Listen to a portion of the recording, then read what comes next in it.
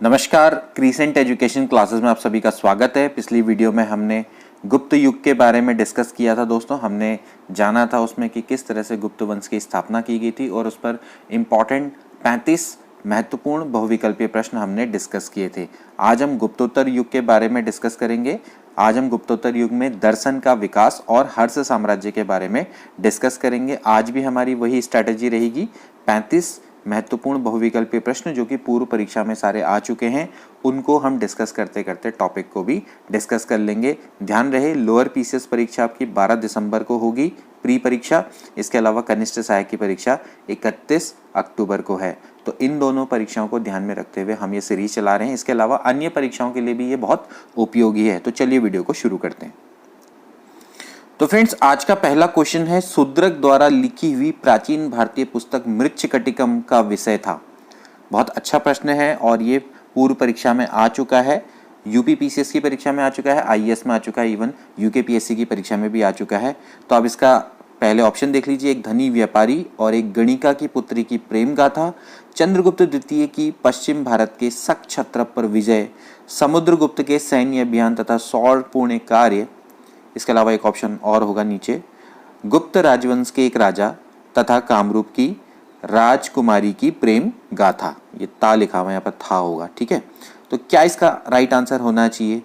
इसका right answer मैं आपको बता देता हूं। इसका राइट आंसर है ए वाला, एक धनी व्यापारी और एक गणिका की पुत्री की प्रेम गाथा। शूद्रक के बारे में मैंने आपको बताया था पिछली वीडियो में। शूद्रक ने प्राचीन भारतीय पुस्तक मृच्छकटिकम को लिखा था, ठीक है।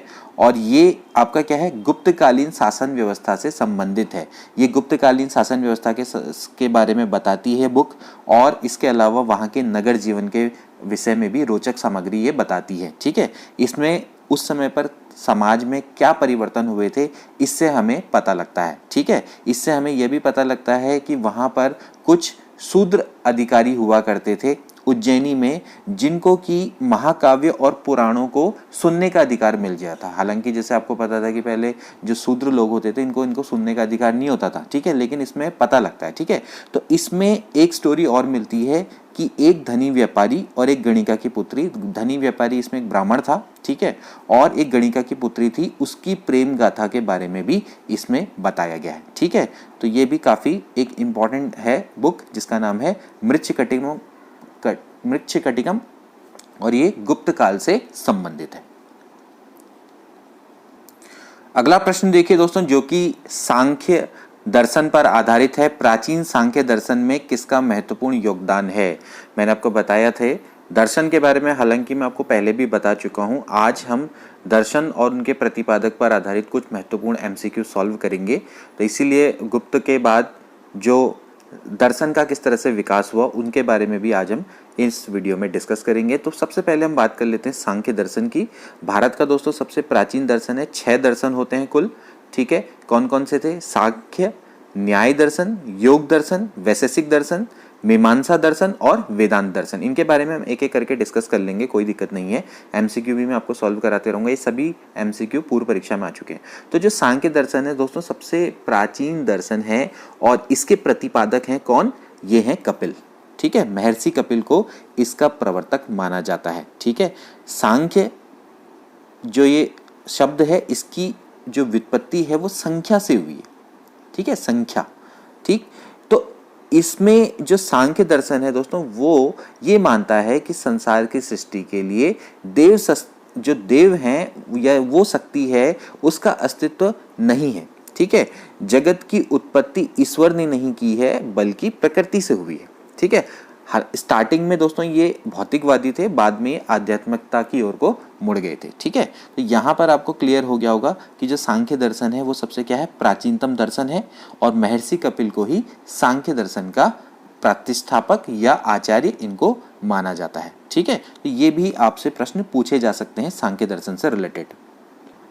अगला प्रश्न देखिए, योग दर्शन के प्रतिपादक हैं। जैसे कि मैंने आपको बताया था सांख्य, न्याय, योग। अब आता है योग दर्शन के प्रतिपादक कौन है? पतंजलि, गौतम, जैमिनी, शंकराचार्य। कितने बार ये प्रश्न आ चुका होगा? इसका राइट आंसर है पतंजलि, ठीक है।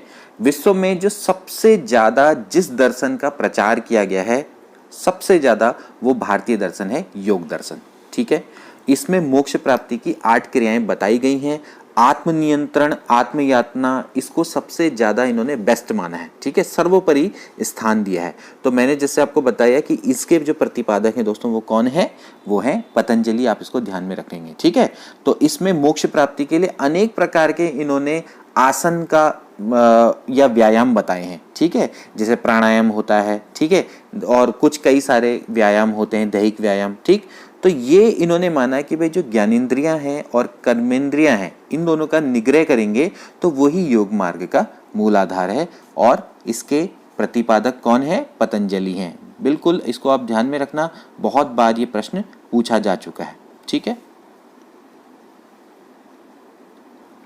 अगला प्रश्न देखिए, निम्नलिखित में से कौन सा एक अष्टांग योग का अंश नहीं है। अभी मैंने आपको बताया कि इन्होंने मोक्ष प्राप्ति के लिए 8 क्रियाएं बताई हैं जिनको कि अष्टांग योग बोला गया है, ठीक है। तो वो अष्टांग योग क्या क्या है, मैं आपको यहाँ पर लिख के बता देता हूँ। एक पहला होता है यम, दूसरा होता है नियम, तीसरा होता है आसन, प्राणायाम, आप चाहें तो मेरे संग कॉपी में नोट डाउन कर सकते हैं, ये प्रत्याहार, धारणा, ध्यान और समाधि, ठीक है भाई, ये है। तो कितने हो गए, 1 2 3 4 5 6 7 8, ठीक है। तो अब आप इसमें देख लीजिए कौन नहीं है, इसमें अनुस्मृति नहीं है, ठीक है। तो ये अष्टांग योग का अंश नहीं है। अगला प्रश्न, महाभाष्य के लेखक पतंजलि समसामयिक थे। अब देखिए यहां से पहले तो आपके 2 प्रश्न बन जाते हैं। पहले तो महाभाष्य के लेखक कौन है, पतंजलि, पहले ये पता लग गया होगा आपको, हालांकि हमने पहले भी आपको ये पढ़ाया है कि महाभाष्य के लेखक कौन है, पतंजलि हैं, ठीक है। योग दर्शन के प्रतिपादक भी कौन है, पतंजलि हैं। तो अब वो किसके समसामयिक थे, और ये प्रश्न भी मैंने आपको बताया था, ये सुंग काल से रिलेटेड है। सुंग वंश के संस्थापक थे कौन, पुष्यमित्र सुंग, तो ये उनके समकालीन थे। कितना है, 185 से 149 ईस्वी पूर्व, ठीक है। तो जो महाभाष्य के लेखक पतंजलि थे वो सुंग काल से रिलेटेड हैं, पुष्यमित्र सुंग के समकालीन थे। अगला देखिए, नव्य न्याय, ये नव्या नहीं होगा, ये नव्य होगा। नव्य न्याय संप्रदाय के संस्थापक कौन थे। थोड़ा अलग सा प्रश्न है, लेकिन फिर भी इसको मैंने इसलिए जोड़ा है क्योंकि ये भी काफी इंपॉर्टेंट प्रश्न है गुप्तोत्तर काल का। तो रघुनाथ शिरोमणि, गंगेश, श्रीधर या फिर उदयन। तो नव्य न्याय संप्रदाय के संस्थापक थे गंगेश, ठीक है। इनका पूरा नाम है गंगेश उपाध्याय, मैं यहाँ पर लिख देता हूं ताकि आपको प्रॉब्लम ना हो। गंगेश उपाध्याय थे, इनकी कृति थी प्रसिद्ध, वो थी तत्व चिंतामणि। तो ये भी पूछा जा चुका है प्रश्न कि तत्व चिंतामणि के लेखक कौन है, ठीक। तो ये आप ध्यान रखना कि इनकी जो प्रसिद्ध कृति है वो है तत्व चिंतामणि, ठीक है। तो यहां पर आप ध्यान रखना कि जो नव्य न्याय संप्रदाय हैं उसके प्रवर्तक थे गंगेश उपाध्याय, मिथिला के आचार्य थे, मिथिला, ठीक है। ये सब चीजें आप याद रखिएगा। अब देखिए अगला प्रश्न, न्याय दर्शन को प्रचारित किया था। सांख्य के बारे में हमने पढ़ लिया, योग के बारे में पढ़ लिया, अब आ गया न्याय। न्याय दर्शन को किसने किया था, चावार्क ने, गौतम ने, कपिल ने, जैमिनी ने। तो इसका राइट आंसर है गौतम, ठीक है। न्याय दर्शन का प्रवर्तन गौतम ने किया था। इनको अक्षपाद भी बोला जाता है, ये प्रश्न भी आ चुका है, अक्षपाद, ठीक है, अक्षपाद के नाम से भी जाना जाता है, ठीक। तो न्याय का अर्थ क्या होता है दोस्तों, ये होता है तर्क, ठीक है, तर्क या निर्णय, ठीक। तो इन्होंने न्याय दर्शन में 16 पदार्थों के अस्तित्व को स्वीकार किया है, ठीक है। और इनका जो मूल ग्रंथ है वो है न्याय सूत्र, ये भी आप याद रखेंगे, ठीक है। तो ये दर्शन ईश्वर को विश्व का सृष्टिकर्ता मानता है। ये मानते हैं कि विश्व की रचना या सृष्टि की रचना ईश्वर ने की है, ये इस चीज को मानते हैं, ठीक है। तो ये इंपॉर्टेंट है, आप ध्यान रखना कि जो न्याय है, न्याय का अर्थ क्या होता है, दर्शन, न्याय का अर्थ क्या होता है, तर्क या फिर निर्णय लेना, ठीक। तो इस तरह से प्रश्न आ सकते हैं न्याय से रिलेटेड। ठीक है, तो ये एक तरह से आप मान सकते हैं, इसको तर्कशास्त्र भी मान सकते हैं, तर्कशास्त्र भी मान सकते हैं। ठीक है, और इनका यही है कि भाई मोक्ष ही ज्ञान की प्राप्ति से संभव है। अगला प्रश्न देखिए, मीमांसा के प्रणेता थे। मीमांसा अब अगला दर्शन आ गया चौथे नंबर पे। ठीक है, तो कणाद, वशिष्ठ, विश्वामित्र, जैमिनी। तो मैं आपको बता दूं इसका राइट आंसर है जैमिनी। जैमिनी इसके यानी कि मीमांसा के प्रवर्तक हैं। ठीक है, या प्रणेता आप इनको कह सकते हैं। ठीक, तो ये देखिए जो मीमांसा है ये कर्म के सिद्धांत से संबंधित है, कर्म के सिद्धांत। ठीक है, जैसे ऊपर वाला क्या था, तर्क के सिद्धांत पर था, तो ये कर्म के सिद्धांत पर आता है। ठीक है, तो ये वेदों के जैसे कर्मकांड और ब्राह्मण ग्रंथ इनसे ये संबंधित है, ये वेदों को ही अंतिम प्रमाण मानता है। ठीक है, तो जैमिनी इसके प्रतिपादक है, ये आप याद रखेंगे। अगला प्रश्न, कर्म का सिद्धांत संबंधित है। अभी मैंने आपको बताया न्याय से, मीमांसा से, वेदांत से, वैशेषिक से। किससे संबंधित है दोस्तों? ये मीमांसा से संबंधित है। कर्म का सिद्धांत मीमांसा दर्शन से संबंधित है। ठीक है, इसे ध्यान रखना, कई कई जगह पे पूर्व मीमांसा भी बोला जाता है। ठीक है, पूर्व मीमांसा, तो कहीं ऐसा ना हो जाए कि आप कंफ्यूज हो जाएं, पूर्व मीमांसा। ठीक है, या कहीं कहीं पे कर्म मीमांसा भी बोल देते हैं। ठीक, तो ये आप ध्यान रखना कि पूर्व मीमांसा मीमांसा एक ही चीज है। अगला प्रश्न देखिए दोस्तों, अद्वैत दर्शन के संस्थापक हैं। अद्वैत दर्शन के संस्थापक कौन है? ठीक है, तो अद्वैत दर्शन ये किससे रिलेटेड है दोस्तों? ये है वेदांत से रिलेटेड। ठीक है, तो वेदांत जो आपका 6 नंबर का दर्शन है, तो उसके अंतर्गत ये अद्वैत दर्शन आता है। ठीक, तो ये किससे रिलेटेड है? ठीक, तो इसका राइट आंसर मैं आपको बताऊं तो वो है शंकराचार्य। ठीक, तो जो अद्वैत दर्शन के संस्थापक हैं वो शंकराचार्य। शंकराचार्य ने क्या था ना कि प्रस्थानत्रयी, इसका आप याद रखेंगे, प्रस्थानत्रयी, इस पर भाष्य लिखा था इन्होंने और अद्वैतवाद का समर्थन किया था। ठीक है, तो प्रस्थानत्रयी कौन है मैं यहाँ पर लिख रहा हूँ, आप मेरे संग चाहे तो नोट कर सकते हैं। पहला होता है उपनिषद, दूसरा होता है ब्रह्मसूत्र, ठीक, और तीसरा होता है भगवद गीता। इनको प्रस्थानत्रयी बोला जाता है। ठीक, तो जैसे शंकराचार्य ने भाष्य लिखा ब्रह्मसूत्र पर, तो इसको बोलेंगे ब्रह्मसूत्र भाष्य। ठीक है, तो इसने जो शंकराचार्य है इसने अद्वैतवाद का समर्थन किया था। ठीक है, यानी कि अद्वैत दर्शन के संस्थापक थे। अगला प्रश्न देखिए, निम्नलिखित में से अद्वैत वेदांत के अनुसार किसके द्वारा मुक्ति प्राप्त की जा सकती है? तो अभी हमने आपको बताया कि अद्वैत वेदांत है, इसके संस्थापक कौन थे? शंकराचार्य थे। तो इनका ही मानना है कि ज्ञान के द्वारा मुक्ति प्राप्त की जा सकती है, यानी कि ज्ञान मार्ग ही मोक्ष का साधन है, ज्ञान से ही मुक्ति मिल सकती है, ज्ञान के अभाव में मुक्ति संभव नहीं है, ऐसा मानना है अद्वैत वेदांत का। ठीक है, जबकि एक है विशिष्टाद्वैत। विशिष्टाद्वैत क्या कहता है? ये कहता है कि भक्ति मार्ग से ही मोक्ष मिल सकता है, उसके अलावा कहीं से नहीं मिल सकता। ठीक, तो ये आपको क्लियर हो जाना चाहिए। अगला प्रश्न देखिए, निम्न में से किसका संबंध वेदांत दर्शन के साथ नहीं है?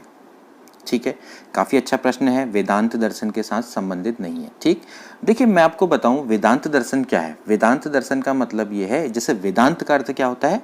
वेद का अंत।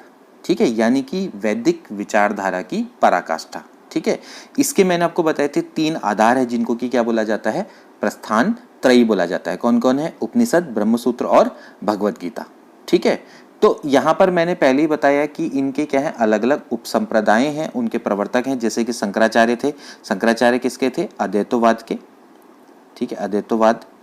ठीक, इसके अलावा जैसे रामानुज है। ठीक, तो रामानुज किसके हैं? ये हैं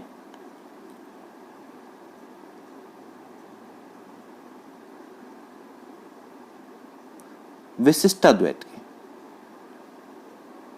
ठीक है, ये हैं विशिष्टाद्वैत के। ठीक, जबकि ये माधव यानी कि माधवाचार्य ये द्वैतवाद के हैं। ठीक, तो ये सभी वेदांत दर्शन के अंतर्गत आते हैं। ठीक, लेकिन जो अभिनव गुप्त हैं ये वेदांत दर्शन से संबंधित नहीं है। ठीक है, ये तर्क शास्त्र से जुड़े हुए दर्शन के क्षेत्र में। तो यहाँ पर शंकराचार्य अद्वैतवाद, रामानुज विशिष्टाद्वैत, माधवाचार्य द्वैतवाद, ये आप याद कर लीजिएगा क्योंकि इस पर रिलेटेड प्रश्न भी आते रहते हैं। ठीक है, तो यहाँ पर से जो इसका राइट आंसर क्या होना चाहिए, अभिनव गुप्त इसका राइट आंसर है। जो वेदांत होते हैं वो हमेशा ही मानते हैं कि ब्रह्म ही सत्य है, ठीक है, और ब्रह्म में लीन होने पर ही मोक्ष की प्राप्ति होती है, जो देखा जाए तो। ठीक, तो वेदांत का जो आधार ग्रंथ है वो ब्रह्म सूत्र है और बद्रायण, क्योंकि मैं यहाँ पर लिख लेता हूँ, कभी कभार डायरेक्टली पूछा जा सकता है कि वेदांत दर्शन के प्रवर्तक कौन है, बद्रायण है, वेद व्यास। ठीक, तो ये इसके प्रतिपादक हैं। इसके अलावा दोस्तों एक दर्शन और रह गया है, उसका नाम है वैशेषिक दर्शन। ठीक है, वैशेषिक दर्शन, इसके बारे में हमने डिस्कस नहीं किया। ठीक, तो इसका आधार ग्रंथ है वैशेषिक सूत्र। ठीक है, और इसके प्रतिपादक हैं कणाद, कणाद या फिर उलुक भी इनको बोला जाता है, कणाद ऑब्लिक उलुक। ठीक है, तो ये क्या है, एक तरह से यथार्थवादी है, रियलिस्टिक दर्शन इसको कह सकते हैं। एनालिटिकल है यानी कि विश्लेषणात्मक है, वस्तुवादी दर्शन है। ठीक, तो ये आपको समझ लेना, और ये मतलब बहुत इंपॉर्टेंट दर्शन है, इससे रिलेटेड क्वेश्चन भी आ सकते हैं। हालांकि अभी अब हमारे आगे की जो प्रश्न है वो सारे के सारे हर्ष के साम्राज्य पर आधारित हैं, इसलिए ये दर्शन छूट गया था, तो मैंने कोशिश करी है कि आपको वैशेषिक दर्शन के बारे में बता दूं कि ये आपका क्या है, विश्व का यथार्थवादी दर्शन है जिसमें विश्लेषण है, और ये आपका वस्तुवादी दर्शन है। ठीक है, तो ये आपको समझ लेना है। ठीक है,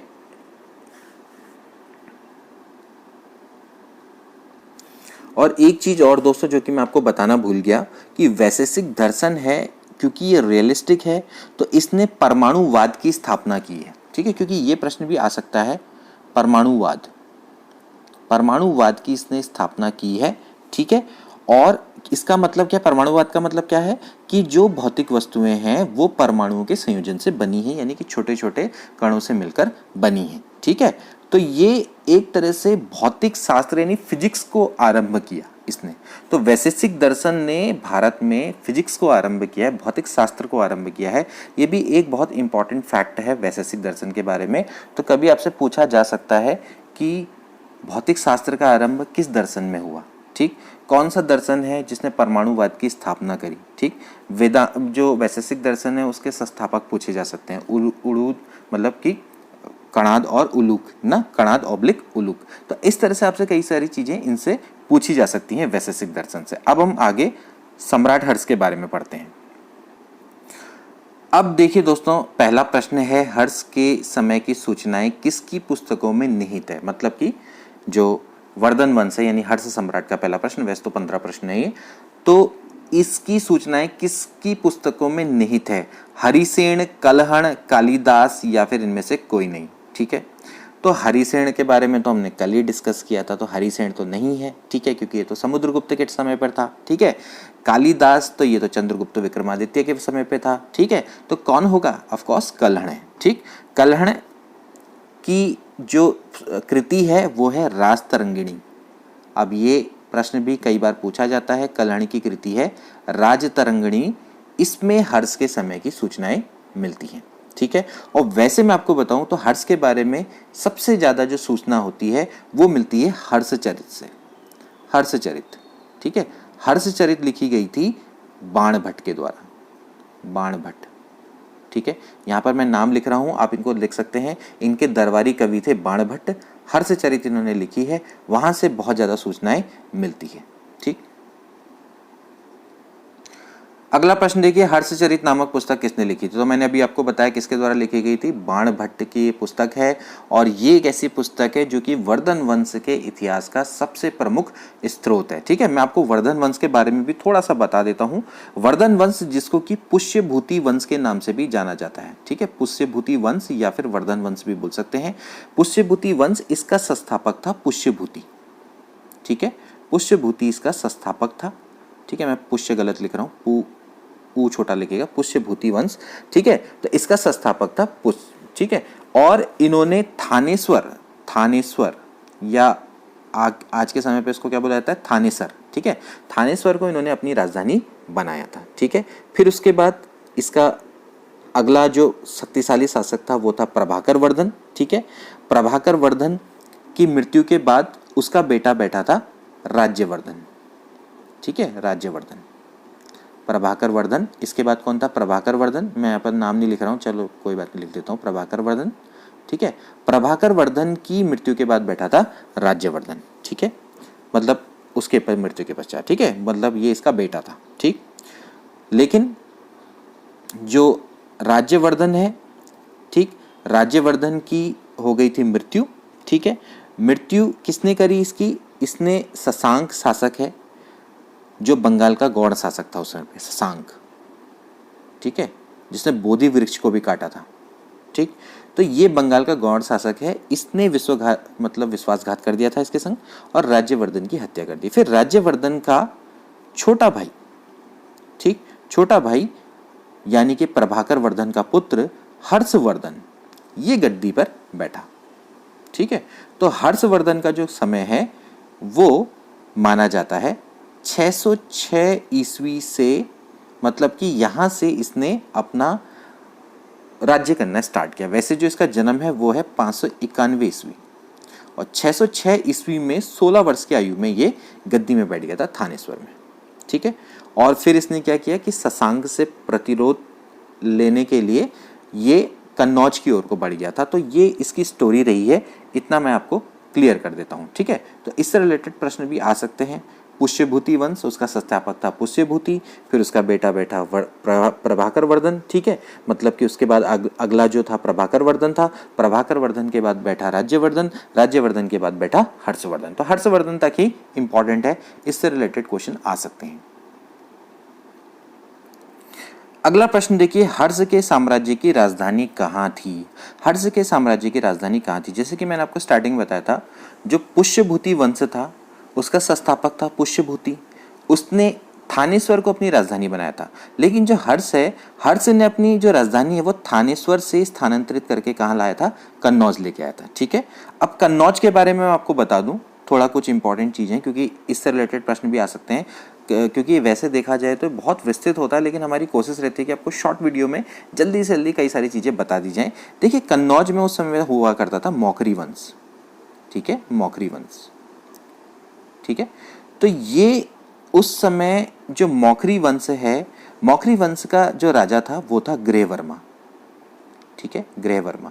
वैसे तो कई वंश थे यहाँ पर, ठीक है, मतलब कि इस वंश में हरिवर्मा था, आदित्य वर्मा था, फिर ऐसी गृहवर्मा था, ठीक है। अब जो गृहवर्मा था ये मौखरी का शासक था, इसका विवाह हुआ था हर्ष की सिस्टर के साथ, ठीक है, या इसकी जो सिस्टर थी उसका नाम था राज्यश्री। क्या था? राज्यश्री, हर्ष की सिस्टर के संग। तो इसके संग इसका विवाह हुआ था। तो ऑफकोर्स वो किसकी पुत्री होगी? प्रभाकर वर्धन की पुत्री थी, पुष्यभूति वंश से रिलेटेड, ठीक है। तो हर्ष की जो बहन थी उसका विवाह हुआ था गृहवर्मा के संग, ठीक है।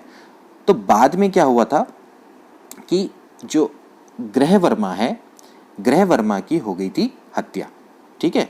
गृहवर्मा की जब कर दी गई थी हत्या, तो फिर वहां पर क्या था कि कोई भी उसका वारिस नहीं था जो कि कन्नौज को, मतलब कन्नौज में मतलब आगे चले। तो कन्नौज का कोई उत्तराधिकारी नहीं था, ठीक है, क्योंकि गृहवर्मन की जब हत्या हो गई थी तो उसके बाद क्या हुआ था कि उसके बाद कोई उत्तराधिकारी नहीं होना था। तो फिर जब कन्नौज के वहाँ पर मंत्री थे, वहाँ के लोग थे, और राज्यश्री की सहमति से हर्ष को ही कन्नौज का साम्राज्य सौंप दिया गया। तो फिर इसने थानेश्वर से कन्नौज अपनी राजधानी को स्थापित किया था, ठीक है। तो ये स्टोरी है, काफ़ी अच्छी और इंटरेस्टिंग से स्टोरी है। आई होप कि आपको समझ में आ गया होगा कि इसने अपनी राजधानी कन्नौज क्यों स्थापित करी थी। अगला प्रश्न देखिए, सम्राट हर्षवर्धन ने 2 महान धार्मिक सम्मेलनों का आयोजन किया था। कहाँ ये आयोजन किया था? कन्नौज तथा प्रयाग में, प्रयाग तथा थानेश्वर में, थानेश्वर तथा वल्लभी में, वल्लभी तथा प्रयाग में। तो मैं इसका राइट आंसर आपको बता दूं, कन्नौज तथा प्रयाग में उस समय पर सम्राट हर्षवर्धन ने दो महान धार्मिक सम्मेलनों का आयोजन किया था। ठीक है, इसमें विभिन्न धर्म एवं संप्रदाय के आचार्यों को इसने बुलाया था, एक विशाल सभा इसने बुलाई थी। तो ये चीनी साक्ष्यों से इसमें पता लगता है। ठीक है, इस सभा में 20 देशों के राजाओं को बुलाया गया था। ठीक है, और अपने देशों के वो प्रसिद्ध ब्राह्मणों को, सैनिकों को, राजपुरुषों को, इन सबको लेकर आए थे। तो दो महान धार्मिक सम्मेलन हुए थे कन्नौज तथा प्रयाग में। अगला प्रश्न देखिए, बड़ा इंटरेस्टिंग प्रश्न। नर्मदा नदी तट पर सम्राट हर्ष के दक्षिणवर्ती अग्रगमन को किसके द्वारा रोका गया था? पुलकेशिन प्रथम, पुलकेशिन द्वितीय, विक्रमादित्य प्रथम, विक्रमादित्य द्वितीय। तो इसका राइट आंसर मैं आपको बता दूं, पुलकेशिन द्वितीय के द्वारा ये रोका गया था। चालुक्य शासक थे, 634 ईस्वी में इनके द्वारा ये रोका गया था। ठीक है, हालांकि कई विद्वानों का मत है 618 है, ठीक, लेकिन 634 ही इसको मानना चाहिए। तो 634 ईस्वी में जब नर्मदा नदी तट से आगे हर्ष अपनी विजयों को बढ़ा रहा था, तो फिर क्या हुआ कि उधर पुलकेशिन द्वितीय जो कि चालुक्य शासक है, इनके बारे में हम आगे जाके पढ़ेंगे, तो ये भी अपने राज्य का विस्तार उत्तर की ओर को करना चाह रहा था। ऐसी स्थिति में दोनों के बीच में क्या हो गया, एक युद्ध हो गया। ठीक है, नर्मदा नदी के तट पर एक युद्ध हुआ, भीषण युद्ध हुआ, और इस युद्ध में पुलकेशिन द्वितीय जीत गया, यानी हर्ष को उसने पराजित किया। तो इस पर बहुत ज़्यादा प्रश्न आता है कि सम्राट हर्ष को पराजित करने वाला शासक कौन था। कई अलग अलग स्टाइल में एक प्रश्न आता रहता है। ठीक है, तो पुलकेशिन द्वितीय चालुक्य शासक, इनके द्वारा किया गया था हर्ष को पराजित। और ये मिलता है ऐहोल का जो प्रशस्ति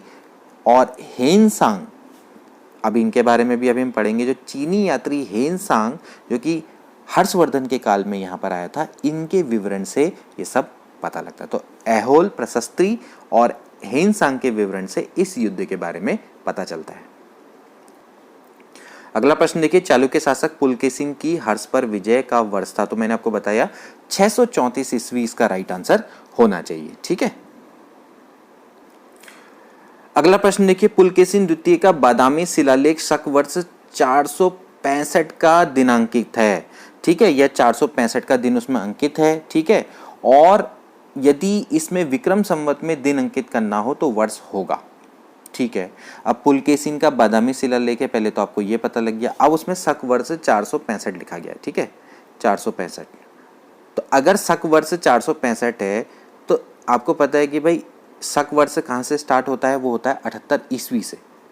तो अगर वो 465 है, ठीक है, तो आपको बताना है कि अभी का वर्ष कितना रहा होगा। ठीक है, यानी कि आज के अकॉर्डिंग अगर ईस्वी में अगर हम इसको कन्वर्ट करेंगे नॉर्मल में, तो वो कितना होगा बताइए। इसको क्या करना पड़ेगा, इसमें ऐड करना पड़ेगा। ठीक है, क्योंकि अगर आपको किसी को शक वर्ष में कन्वर्ट करना होता है तो आप 78 में उससे माइनस कर देंगे। जैसे अभी 2021 में से आप क्या करेंगे, 78 माइनस कर देंगे। तो भाई 11 में से 8 गया 3 और 11 में से 7 गया 4 और यहाँ पर बन जाएगा। तो अभी क्या चल रहा है भाई, 1943 चल रहा है शक वर्ष। ठीक है, 78 आप क्या कर देते हैं, माइनस कर देते हैं। ठीक है, ये चीज़ आपको ध्यान में आनी चाहिए। प्रश्न भी कई बार ऐसे करके पूछ लेते हैं। ये आईएएस में भी प्रश्न आ चुका है, यूपी पीसीएस में भी, यूके पीएससी में भी ये सारे प्रश्न आते रहते हैं बार बार। ठीक है, तो आपको एक कन्वर्जन भी आना चाहिए। तो अभी अगर शक वर्ष में 465 है तो जो हमारा नॉर्मल चलता है यानी कि ईस्वी, उसमें क्या होगा। तो अभी कितना होगा देखिए, आप क्या कर देंगे, इसमें 465 अगर शक में है तो फिर इसमें क्या कर देंगे, 78 को ऐड कर देंगे। 465 प्लस 78 हो जाएगा। ठीक है, 8 5 कितना होता है 13 और 7 7 हो गया 14, 1 4 1 5, तो 543 ईस्वी चल रहा है नॉर्मल। ठीक है, 543 ईस्वी चल रहा है नॉर्मल। अभी आपसे कह रहा है कि इसको विक्रम संवत में कन्वर्ट करो। अब विक्रम संवत कितना था, 57 या 58 ईस्वी पूर्व मान लीजिए। तो ये इसमें क्या करना पड़ेगा, और ऐड करना पड़ेगा। तो 58 प्लस क्या करेंगे 543। ठीक है, हमेशा ध्यान रखना कि विक्रम संवत में जब भी कन्वर्ट करना होता है तो हम उसमें 58 या 57 ऐड कर देते हैं। अभी क्वेश्चन के अकॉर्डिंग होगा, यहाँ पे मैं 58 ऐड कर रहा हूँ तो देखिए क्या आता है।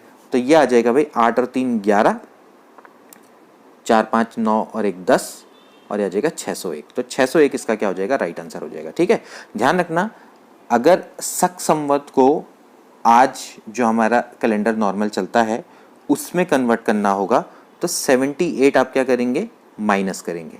ठीक है, जबकि अगर विक्रम संवत में कन्वर्ट करना होगा तो आप क्या करेंगे, उसमें 58 को ऐड करेंगे।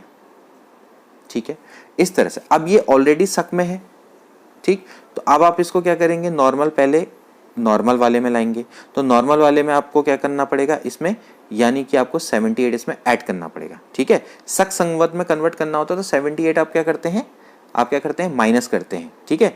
तो अभी जो नॉर्मल है, नॉर्मल से अगर आपको शक में कन्वर्ट करना है तो यानी आपको क्या करना पड़ेगा, 78 को माइनस करना पड़ेगा। अब यहाँ पर हो क्या रहा है, उल्टा हो रहा है, यहाँ आप शक से नॉर्मल हो रहे हैं तो 78 आपको ऐड करना पड़ेगा। इसके बाद आपको विक्रम संवत में भी कन्वर्ट करना है तो उसमें आपको 58 ऐड करना पड़ेगा, 58 भी ऐड करना पड़ेगा, ठीक है। तो ऐसे करके आप इसको याद रखेंगे। अब देखिए अगला प्रश्न, एक चालुक्य अभिलेख में तिथि के अंकन में शक संवत का 556 दिया हुआ है, इसका तुल्य वर्ष क्या होगा। फिर से वही हो गया भाई, अब ऑलरेडी आपको क्या करना है, शक से नॉर्मल निकालना है। तो जब आपको शक से नॉर्मल निकालना हो तो आप क्या करेंगे, 78 ऐड कर देंगे। तो 556 प्लस क्या हो जाएगा, 78 हो जाएगा। तो 8 6 होता है 14 और 7 और 6 होता है 13 और 1 तो 634 ईस्वी हो जाएगा, ठीक है। अगर आपको क्या करना होता है, ये आपका क्या होता है, नॉर्मल होता है वर्ष, और इसको शक में कन्वर्ट करना होता तो आप 556 में से आप 78 को माइनस कर देते। तो ऐसे करके आप इसको करते हैं। और देखिए ये सारे प्रश्न सभी आए हुए हैं, ऐसा नहीं कि मैं आपको खाली प्रैक्टिस के लिए ये प्रश्न दिए हैं, ये सभी पीसीएस में बार बार रिपीट हो रहे हैं और बहुत सारे प्रश्न रिपीट हो रहे हैं। हालांकि मैंने एक दो आपको एग्जाम्पल के तौर पर समझाने के लिए रखे हैं। अगला प्रश्न देखिए, पुराणों के अनुसार चंद्रवंशीय राज शासकों का मूल स्थान कहां पर था, ठीक है। अब पुराणों में चंद्रवंशीय शासक का मूल स्थान आपसे पूछा गया है। देखिए पुराणों के अनुसार क्या था ना कि क्षत्रिय वर्ण के 3 मूल वंश हुआ करते थे। एक होते थे चंद्रवंश, एक होते थे सूर्यवंश, एक होते थे अग्निवंश, ठीक है। ये 3 माने गए हैं। तो 3 में से एक कौन है, चंद्रवंश। तो इनके बारे में पूछा गया है कि भाई इनका जो मूल स्थान था वो कहाँ पर था। तो मैं आपको बताऊं, इसका राइट आंसर है प्रतिष्ठानपुर। प्रतिष्ठानपुर इनका मूल स्थान माना गया है, ठीक है। चंद्रवंशी जो शासक थे उनका वैसे देखा जाए तो शुरू में प्रयाग में हुआ करता था, ठीक है, जब त्रेता युग की बात करें। लेकिन जब प्रलय आई फिर उसके बाद द्वापर युग आया, तो द्वापर युग में इनका कहाँ हो गया, प्रतिष्ठानपुर हो गया, ठीक। तो प्रतिष्ठानपुर ही माना जाता है। अगला प्रश्न देखिए दोस्तों, मौखरी शासकों की राजधानी थी। अभी मैंने आपको मौखरी के बारे में बताया था ना। जो मौखरी थे ये मूलतः कहाँ के निवासी थे, गया, बिहार के निवासी थे, ठीक है। गुप्त शासक के उस समय पर ये सामंत हुआ करते थे, उनके सामंत थे, ठीक है। तो जो मौखरी वंश का संस्थापक है वो था हरिवर्मा। हरिवर्मा 510 ईस्वी के आसपास, ठीक है। और इन्होंने क्या किया था, कन्नौज में अपनी राजधानी स्थापित की थी। तो मैंने आपको जैसे बताया है मौखरी वंश में कौन कौन थे, हरिवर्मा था, आदित्य वर्मा था, ईशान वर्मा और लास्ट में कौन था, ग्रह वर्मा, ठीक है। जय ग्रह वर्मा कौन था, वो जिसने की हर्षवर्धन की बहन से विवाह किया था, ठीक है। और बाद में जब ग्रह वर्मा की हत्या हो गई तो हर्षवर्धन ने इसके राज्य को भी अपने राज्य में मिला लिया और अपनी जो राजधानी है वो थानेश्वर से कन्नौज में स्थानांतरित कर दी। ऐसे करके आपको याद होनी चाहिए चीजें। अगला प्रश्न देखिए, कवि बाण निवासी था। कवि बाण कहाँ का निवासी था, पाटलिपुत्र, थानेश्वर, भोजपुर या फिर इनमें से कोई नहीं। तो मैंने आपको बता दिया जो कवि बाण है, कवि बाण वैसे देखा जाए तो बिहार की परीक्षा में आया हुआ है, तो क्योंकि ये वहीं से रिलेटेड हैं तो इनका जन्म हुआ था वैसे औरंगाबाद जिले में, ठीक है, जो कि सोन नदी के किनारे है, ठीक। तो औरंगाबाद जिला यहाँ पर कहीं पर नहीं है, तो इसका आंसर क्या होना चाहिए, कोई नहीं, क्योंकि ये बीपीएससी में आ रखा है इसलिए वहाँ पर बड़ा डीप में पूछा गया होगा ये प्रश्न। तो जो कवि बाण भट्ट मैंने आपको पहले बता दिया, कवि बाण भट्ट कौन थे, ठीक है। और ये आपके हर्ष के राजदरबारी कवि थे, तो इनके द्वारा जो हर्ष चरित लिखा हुआ है इसको आपने ध्यान में रखना है, ठीक है। तो यहाँ पर इनका जो राइट आंसर है वो क्या होना चाहिए, कोई भी नहीं होना चाहिए, क्योंकि औरंगाबाद से रिलेटेड है जो कि वर्तमान बिहार में अवस्थित है, ठीक। अगला प्रश्न देखिए, हेनसांग किसके शासनकाल में भारत आया था। एक बहुत ही महत्वपूर्ण प्रश्न, कई बार रिपीट होता है। ऑफ कोर्स किसके टाइम पे आया होगा, सम्राट हर्ष, क्योंकि हम हर्ष पढ़ रहे हैं, लेकिन फिर भी आपको ये पता होना चाहिए।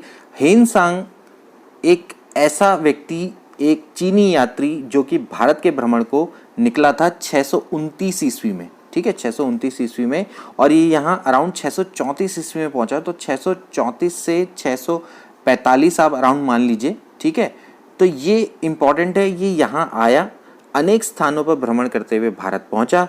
नालंदा विश्वविद्यालय, ये भी एक इम्पॉर्टेंट है, नालंदा विश्वविद्यालय में यहाँ ये पहुंचा और अनेक वर्षों तक यहाँ अध्ययन किया। उस समय पर आचार्य थे सीलभद्र,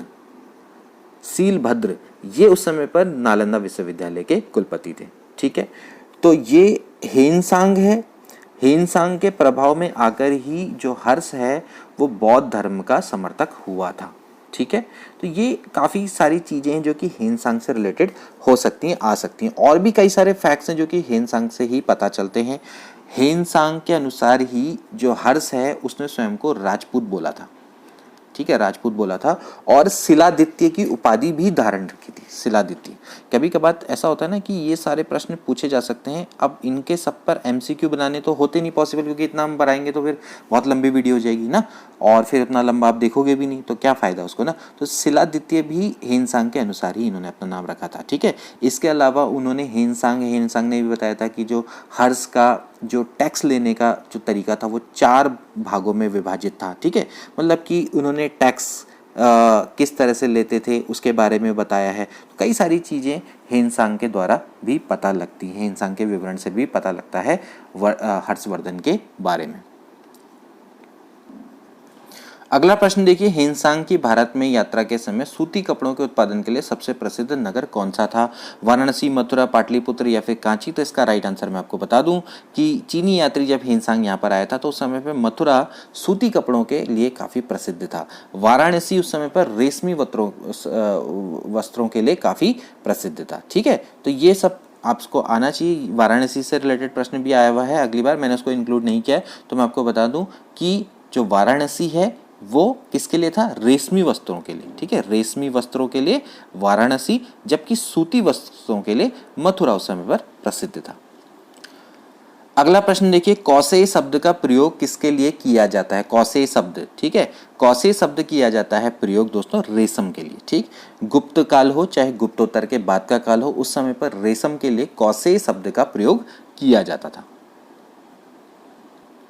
अगला प्रश्न देखिए, चीनी यात्री हेनसांग ने किस विश्वविद्यालय में अध्ययन किया था? मैंने आपको बताया कि नालंदा विश्वविद्यालय यहाँ पहुंचा था। अराउंड 637 ईस्वी में आया था वैसे ये। ठीक है, 629 में भारत की यात्रा को निकला, 634-35 में पहुंचा होगा और 637 में नालंदा विश्वविद्यालय गया। वहाँ पर थे कुलपति आचार्य सीलभद्र। 1.5 साल इसने वहाँ पर अध्ययन किया, योग शास्त्र का शायद अध्ययन किया इसने। ठीक है, और फिर उसके बाद ये चला गया वापस। ठीक है, अगला प्रश्न देखिए, चीनी यात्री जिसने भीनमाल की यात्रा की थी, ये भी एक वही प्रश्न है। तो ये कौन है? ये है हेनसांग। ठीक है, हेनसांग ने ही भीनमाल की यात्रा की थी। हेनसांग जो कि चीनी यात्री था, हर्षवर्धन के समय पर भारत आया था। इसके अलावा देखिए एक और चीज, यात्रियों का राजकुमार भी बोलते थे इसको। क्या बोलते थे? यात्रियों का राजकुमार।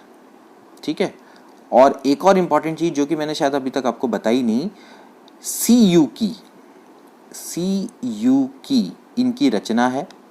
इसके यात्रा विवरण को CU की बोला जाता है। तो CU की से भी कई चीजें पता चलती हैं। ठीक है, हेनसांग क्या था? बौद्ध था, और इसने ही हर्षवर्धन को बौद्ध धर्म को अपनाने के लिए प्रेरित किया। अगला प्रश्न देखिए, चीनी लेखक भारत का उल्लेख किस नाम से करते हैं? ठीक, किस नाम से करते हैं भारत का उल्लेख? तो फोकोकी, यिनतू, CU की या फिर सिकियापोनो? तो क्या इसका राइट आंसर होना चाहिए? इसका राइट आंसर है यिनतू। ठीक है, CU की मत लिख देना वहां पर, यिनतू। जो प्राचीन कालीन चीनी लेखक थे वो भारत का उल्लेख करते थे यिनतू से, YINTU, यिनतू। ठीक है, तो यिनतू या फिर थियान्तु भी कहीं पर हो सकता है। ठीक, तो यिनतू, थियान्तु। अगला प्रश्न देखिए, भारत का सबसे प्राचीनतम विहार है। ठीक है, तो भाई आपको पता ही है सबसे प्राचीनतम विहार कौन है दोस्तों? ये था नालंदा।